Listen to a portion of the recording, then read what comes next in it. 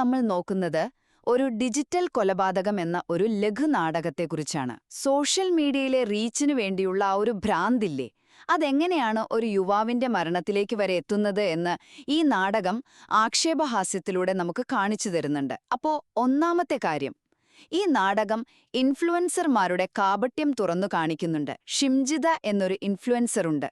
താൻ അപമാനിച്ച് വീഡിയോ ഇട്ട ദിലീപ് എന്ന ചെറുപ്പക്കാരൻ ആത്മഹത്യ ചെയ്തെന്ന് കേൾക്കുമ്പോൾ അവള് ക്യാമറയ്ക്ക് മുന്നിൽ വന്നങ്ങ് കരയുകയാണ്. പക്ഷെ ക്യാമറ ഓഫ് ചെയ്ത ഉടനെ എന്താ പ്ലാൻ എന്നറിയാമോ? ദിലീപിന്റെ വീടിന് മുന്നിൽ പോയി ഒരു കരച്ചിൽ വീഡിയോ എടുക്കണം.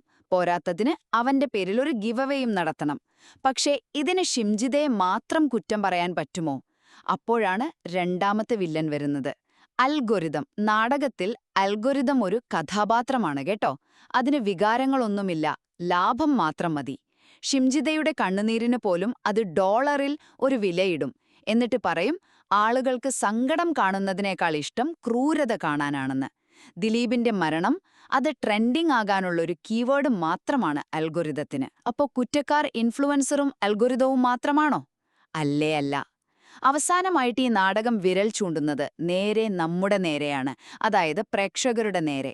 ഒന്നും ആലോചിക്കാതെ ഇത്തരം വീഡിയോകൾക്ക് ലൈക്കും ഷെയറും കൊടുത്ത് എൻജോയ് ചെയ്യുന്ന നമ്മളില്ലേ, ആ പൊതുജനം.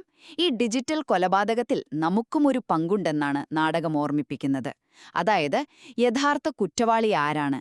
ഈ വിഷം വിളമ്പുന്ന കണ്ടന്റ് ക്രിയേറ്ററാണോ, അതിനെ നിയന്ത്രിക്കുന്ന മെഷീനാണോ, അതോ ഇതൊക്കെ കണ്ടാസ്വദിക്കുന്ന നമ്മളാണോ?